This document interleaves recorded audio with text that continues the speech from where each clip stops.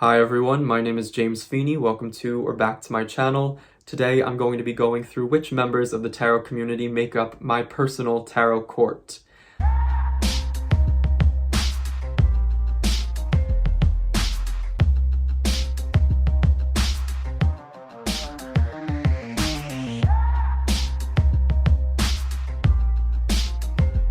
I'm hoping this can be a fun VR or tag or way to get to know each other better, where we can start some dialogues and make some connections. I'm going to be going through a tarot deck, the court cards or the court system, and assigning a person in the tarot community, or specifically the YouTube tarot community, to each of the cards. This is really just the first person that came to mind when I pulled out each card, so it's not meant to be exclusionary, and these were just very natural fits. So if you're not on this list and you count me as a friend, or we know each other, there was just so many people that I couldn't fit everybody in the tarot court system, so it was kind of fun to play around with that and see who was who to me, at least. And I invite anybody out there doing this to make up your own rules, make the changes where you see fit. Maybe you'll have the same people or some of the same people, but they fit with different court cards. Somebody who is a Princess of Wands to me might easily be a Knight of Cups to you. So do what you will with that, and I invite anybody out there who feels called to participate in this. It's a great way, I think, to let others know that you'd like to get to know them better, to let others know that you admire them in some way or value their content or would like to have a dialogue or connection of some sort. Some of the people I'm mentioning I know quite well and count as friends. Others are more acquaintances, and some I don't have much dialogue with at all, and that's perfectly all right. I'm going to be using the Thoth deck, which is no surprise, I think, to anybody who's seen my videos. I find the court cards in the Thoth to be very distinctive and evocative in their imagery. There's quite a stark difference from one court card to the next, so that visual separation and visual difference made it easier for me to attach people to the cards, as opposed to the more subtle differences that I tend to see in the Rider-Waite-Smith and the Marseille courts. So for the sake of visual reference, the Thoth to me seemed the most obvious or natural fit. I invite anybody out there to use whatever court system they see fit in doing this tag, but without further ado, I'll get into which of the tarot tubers, if you will, fit for each court card, in my opinion. And yeah, we're going to start with the knights, work our way through the queens, down to the princes, and then the princesses. There's no hierarchy or specific gender assignment to any of the court cards. I know many of us don't actually read the court cards in a gendered sort of way, so there may be male or female identifying people on this list who are assigned to court cards that are oppositional to their gender. It just is more so how we see them and their energy. It's not anything like that. And so without further ado, I'll get right into it. For the Knight of Wands, which would be the King of Wands equivalent, I have chosen Hanni from Fierce and Pretty. She might be a bit surprised to see this as her card, but she definitely gives me Knight or King energy for sure. She is a Scorpio, but she has this sort of fiery nature to her, or at least this sort of, I would say her presence almost demands attention. Not that she demands attention, but it's very, when you hear her speak, you listen, and that's how I sort of view it. She has this natural-born leadership quality to her. She's very direct and doesn't mince her words at all. She's much like a teacher and a leader in whatever it is that she has to say. She's also very warm and inviting on her channel, and I value that a lot. Everybody feels welcome. She's just such a sweet soul, but at the same time, there's this strength, and it's almost like, to me, a bonfire, a really big, raging, roaring bonfire in the dead of winter in the forest that you can see from miles away, that others flock to and want to almost get warmed up beside or while sitting next to. Her content is amazing. She has so much to offer. And of course, all of these channels and all these people's channels will be linked down below, so feel free to check them out. This might serve as channel recommendations if you aren't familiar with some of these people, but the Knight of Wands, to me, for sure, is Hanni. I actually told her once that she sort of reminded me of the Emperor, but since we're doing court cards, to me, the Knight of Wands, or King of Wands in some systems, fits Hanni the best. And so that's that. Next, we have the Knight of Cups. And for the Knight of Cups, I've chosen Kelly Bear. This one, to me, was a really sweet card, and I love the way that in the Thoth, There's something about it that's reaching. There's this light to be reached for. And to me, Kelly Bear symbolizes that in the community in many ways. There's this really almost beautifully vulnerable, emotive side that she brings to her content. Of course, I'm speaking to what I know of these people. I don't know them extremely well, some of them, but from what I have gathered watching their videos or in conversation, she's such a light, and there's this sort of emotional strength while maintaining a sort of vulnerability that's really inviting and almost normalizes the way that one might speak about their emotions. I always feel like she has her hand on something that's sort of unseen, if that makes sense, like a holy grail that's out of sight for me, but very much in her possession. The way that she speaks to the cards and the way that she creates community, the way that she can put others at ease with her presence, her voice, and what she creates. She's definitely a Knight of Cups to me, for sure. So next we've got the Knight of Swords. So we see that fast-moving, very airy figure here. And for this court card, I've chosen Queen Auset from her YouTube channel, I want to pronounce it right, Auset Girl, I believe.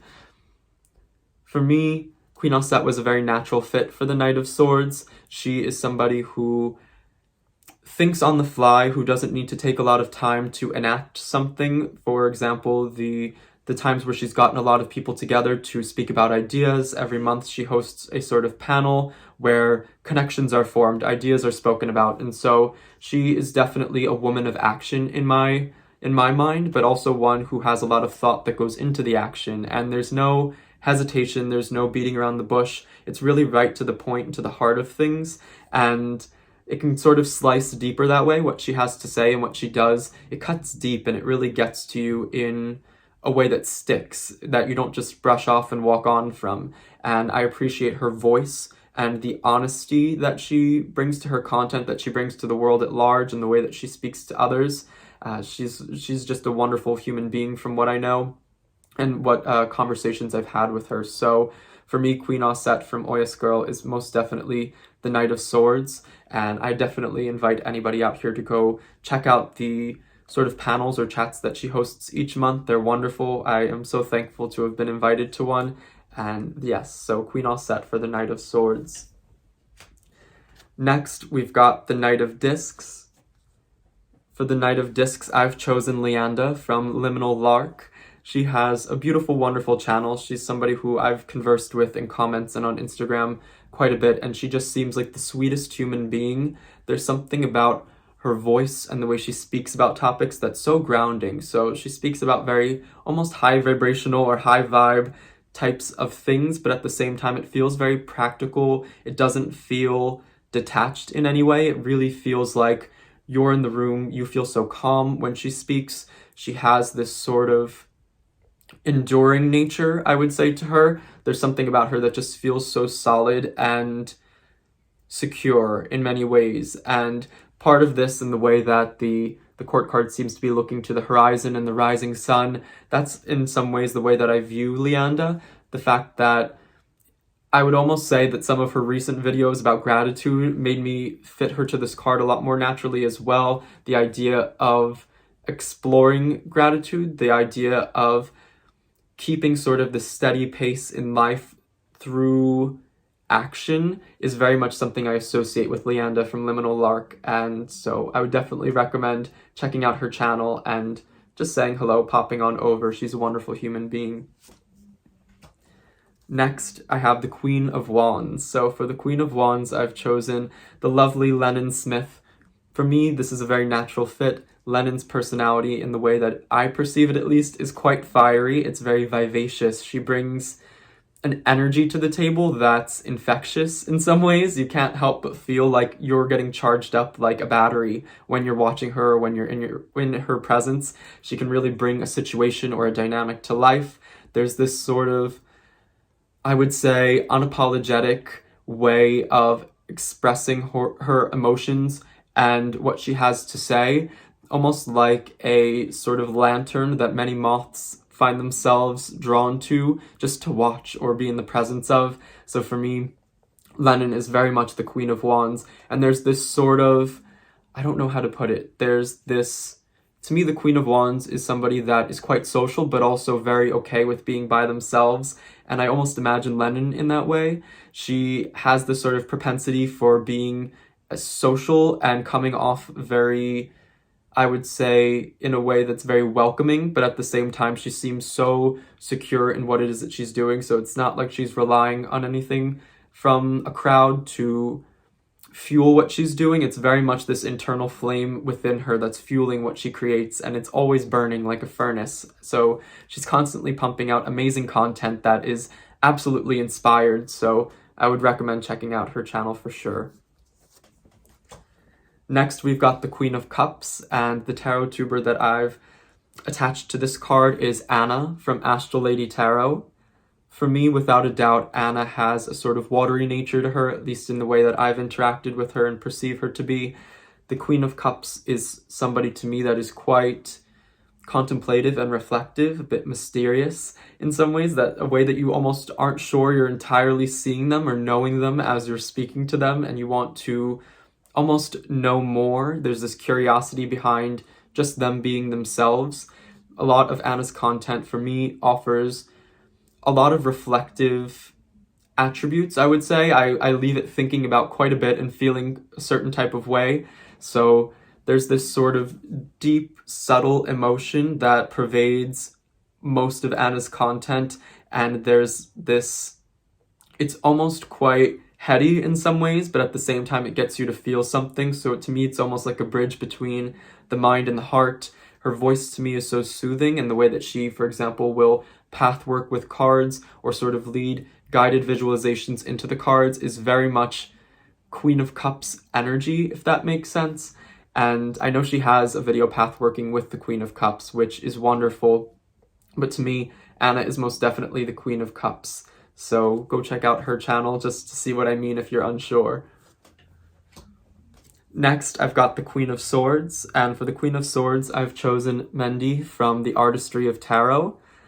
Her channel is a bit newer to me, one that I discovered relatively recently, but she definitely gives off Queen of Swords energy in the way that I perceive her content. She has this sort of to-the-point nature in the way that she speaks and talks about the cards. She cuts out the fluff. There's nothing in it that is superfluous or just for show or just, I would say, as extra. It's more so getting to the heart of how she feels about the cards, what she thinks about them. She's very almost analytical in her approach, but in a way that feels so satisfying in what she shares. She's quite intellectual, and she has a lot of knowledge on the cards, on history, I would say just life in general. She seems very balanced and like somebody I could look to for guidance in some circumstances, who would not be overly emotional, or at least who has this sort of control over their emotional landscape in order to allow their mind free reign, if that makes sense. So Mendy from Artistry of Tarot, definitely Queen of Swords to me. Next, we've got the Queen of Discs. So for the Queen of Discs, I've chosen Panda from Arcane Panda. She's just such a lovely soul. Something about her content and the way that she speaks and communicates and the things she talks about, to me, feel very earthy, almost motherly in nature, if that makes sense. Not necessarily maternal, but there's something about the way she speaks that almost feels inviting, like she is a hostess to her channel, and you feel like you are all invited to come and be a part of that experience. So there's something that's very warm and inviting about her nature. I'm thinking back to like her recent Instagram post with her family that was out in a field, and it definitely reminded me of her being the queen of discs, or the queen of coins or pentacles, whatever you will connect that to, whichever system.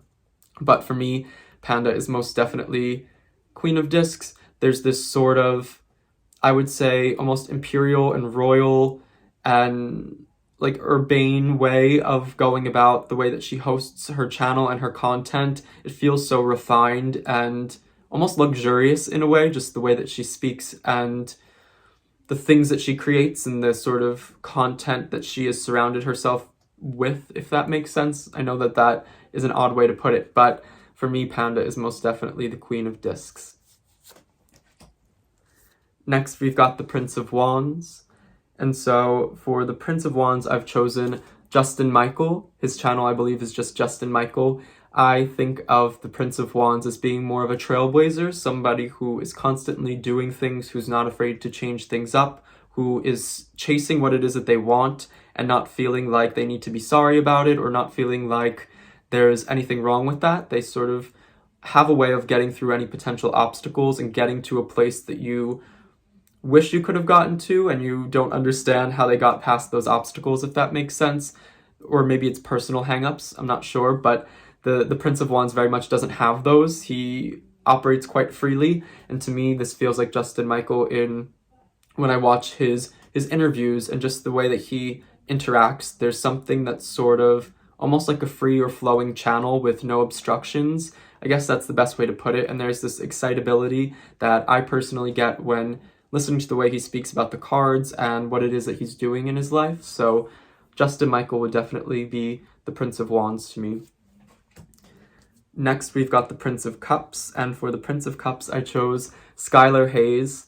This, to me, is a very natural fit. Skylar is hilarious. He's super, super funny. You may know him from his and Samantha Menzo's podcast, Speaking of Which, but he also has a YouTube channel of his own. He's a wonderful reader, and there's a depth to his humor, or the humor seems to be almost derived from a very deep place. And so there's this complexity in the balance of the humor with the seriousness and the content of what he has to say versus its delivery, if that makes sense. And that to me is a naturally Prince of Cups sort of energy or vibe, if that makes sense.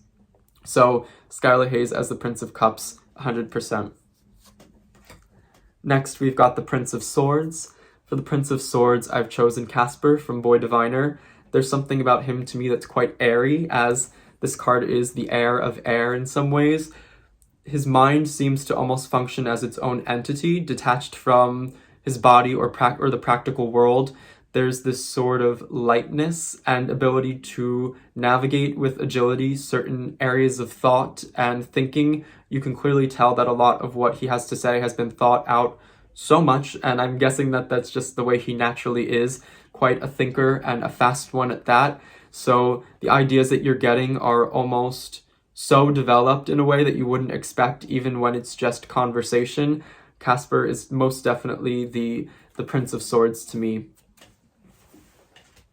Next, we've got the Prince of Discs, and for the Prince of Discs, I've chosen Chris from Elemental Cartomancy.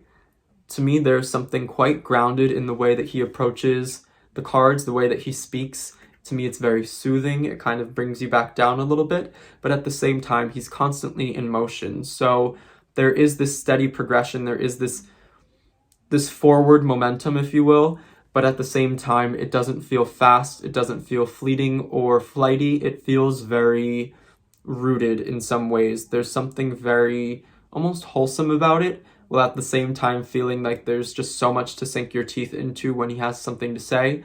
And so the Knight of Discs was very much a natural fit for me when thinking about Chris from Elemental Cartomancy. Next, we have the Princess of Wands. For the Princess of Wands, I've chosen Vivi from Mystic Sunchild. To me, she is just a ray of light, pure and simple. There's something about her, if I were to have to pick a person in the world that I would categorize as sunshine or just bright light in general, it would very much be Vivi. She is so upbeat in a way that's entirely authentic. There's this, it's almost piercing in some ways, like it pierces through any potential shadows, anything that is hidden or almost negative. I feel like she could just break through it right on the spot with her presence. And her voice offers this sort of, to me, it's almost like serotonin in a vibrational voice, if that makes sense. And just the way that she goes about life and the way that she interacts with the community and the voice that she brings is so vibrant. And there's this almost playful youthfulness to it, but with a wisdom beyond their years at the same time. So it's interesting to balance those two things, and I think the Princess of Wands is very much a natural fit for her personality, or at least the way that I perceive her personality to be in the way that I connect to it. Next, we've got the Princess of Cups. For the Princess of Cups, I've chosen the lovely Manuela from Place of Stillness. And to me, again, another natural fit, as all of these are. I imagine Manuela as almost very emotional and earthy. There's this sort of quiet simplicity to the way that she goes about things, while at the same time, there's this underneath or this overarching sense of complexity at the same time, an ability to make her emotions manifest in the real world, taking what she feels and turning it into something, or understanding how that applies to the practical world. There's something very detail-oriented about the way that Manuela seems to operate, but at the same time, it seems also driven by this emotive, intuitive side. There's something very... It's a mix of earth and water, which is very much what the Princess of Wands is. There's this sort of crystallizing effect. There's a stabilizing effect that comes into the fray when we think of the Princess of Cups. And I would say the idea, for example, of just this like lavish gown with stones and a tortoise, these blues and greens, is very much the way I would imagine Manuela to be if she were a court card. We see... I almost imagine her sort of portable altar that she's shown with certain stones in it, and those stones being what makes up the sort of gown on the Princess of Cups. I almost imagine the tortoise as being this very methodical approach that she takes to her content, to the way that she speaks. She takes her time. It's never rushed. It's never just about getting to the point. It's more so about the journey with Manuela than it is about reaching the conclusion. And to me, that's very much the Princess of Cups. Next, we've got the Princess of Swords, and for me, this is Laura from Aquamarine 18, wonderful content creator.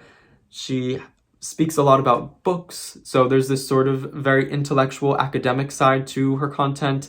I would say I definitely turn to her for reading recommendations, and I know that she and I share very similar tastes in, I would say, fictional literature in terms of science fiction and fantasy novels, for sure. So there's that.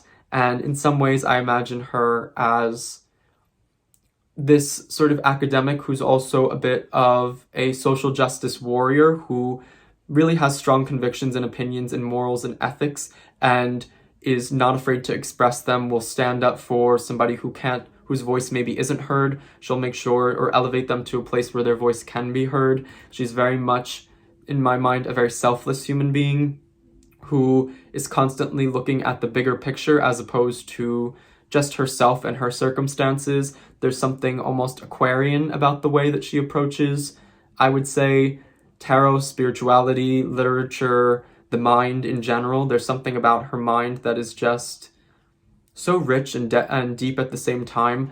And the sort of depiction of the Princess of Swords climbing their way up, fighting, I imagine her as almost a mind warrior of sorts, and so the Princess of Swords was a very perfect fit for her, in my opinion.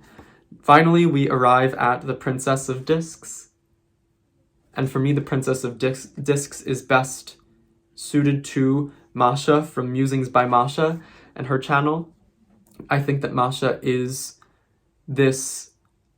There's just something so excitable and invigorating about her content. She just seems to be so welcoming, and there's something at the same time that's so practical and earthly about what she has to say. It's not about the fluff, it's not about necessarily the abstract, it's very much about what you can see, hear, taste, touch, smell. It almost feels like those five senses are things that she has complete control over in the way that she talks about the cards in her readings. She's quite knowledgeable on tarot history as a Marseille user. I almost imagine her to be a collector of fine art and to be able to speak to all of the details and the history behind something that is so earthly, but it's almost where you find the divine or find the magic within the mundane. And I believe that Masha has that in spades. She's able to sort of find something divine or higher in something that's very much rooted in our physical experience, and I appreciate that. There's almost just something about her smile that makes me think